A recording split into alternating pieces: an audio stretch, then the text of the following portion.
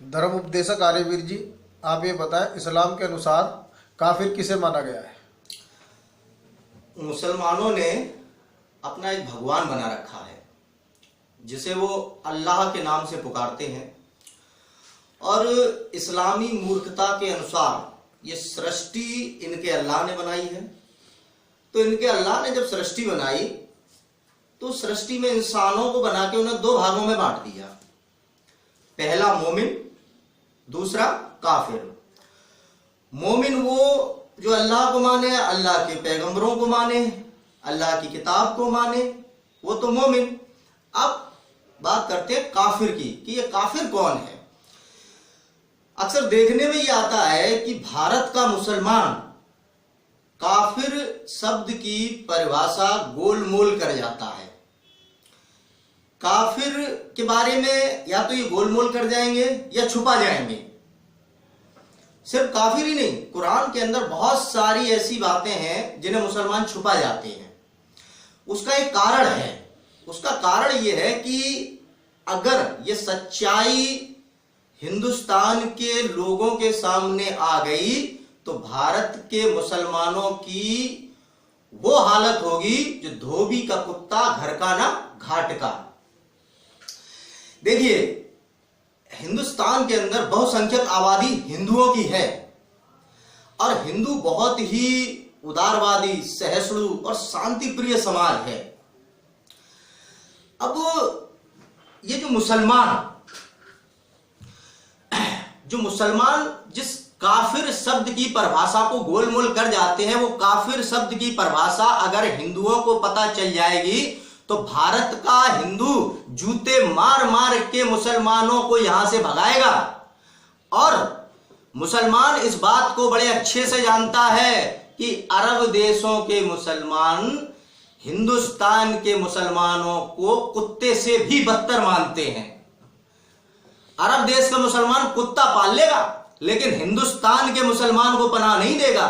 इस बात को भारत का मुसलमान बड़े अच्छे से जानता है। इसलिए ये कुरान की बहुत सारी बातें हैं जो छुपा जाते हैं, गोलमोल कर जाते हैं। बात करते हैं काफिर, जो आपने पूछा। काफिर का मैं आपको अरबी, हिंदी, अंग्रेजी तीनों में बता देता हूं।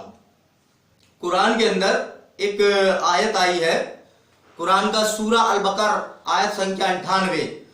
मन कान अदुव्व लिल्लाहि व मलाइकतिही व रसूलिही व जिब्रील व मिकाल फ़इन्नल्लाह अदुव्व लिल काफिरीन। अब मैं इसका आपको अंग्रेजी डेफिनेशन ऑफ काफिर in English according to Quran. Look at this Quran is translated by Abdullah Yusuf Ali. Listen. Whoever is enemy to Allah and his angels and messengers, to Jibril and Mikael, Allah is enemy to those who reject faith. अब मैं आपको हिंदी, ये इसका तर्जुमा फतेह मोहम्मद खां साहब जालंधरी।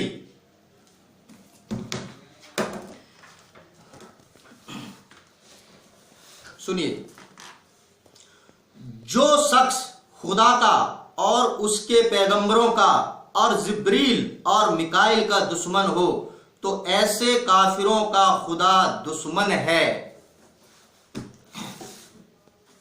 कुरान के शब्दकोश से इसका अनुवाद अरबी से उर्दू में मौलाना मोहम्मद फारूक खान ने किया है, उर्दू से हिंदी में डॉक्टर मोहम्मद अहमद ने किया है।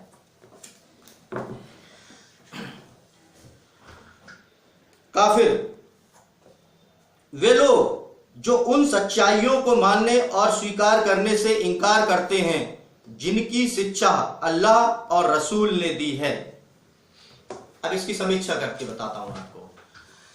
हिंदुस्तान के अंदर विभिन्न जाति और संप्रदाय के लोग रहते हैं। यहां करोड़ों लोग ऐसे हैं जो ना अल्लाह को मानते हैं, ना अल्लाह के पैगंबरों को मानते हैं, न जिब्रील को मानते हैं, न मिकाल को मानते हैं। यहां भिन्न भिन्न जाति और संप्रदाय को लोग, कुछ जातियों के लोग राम को मानते हैं, कुछ जाति के लोग परशुराम को मानते हैं, कुछ जाति के लोग कृष्ण को मानते हैं, कुछ जाति के लोग झूलेलाल को मानते हैं, कुछ जाति के लोग महावीर को मानते हैं, कुछ जाति के लोग भीमराव अंबेडकर को मानते हैं। तो इस्लाम के अनुसार ये सारे के सारे काफिर हैं।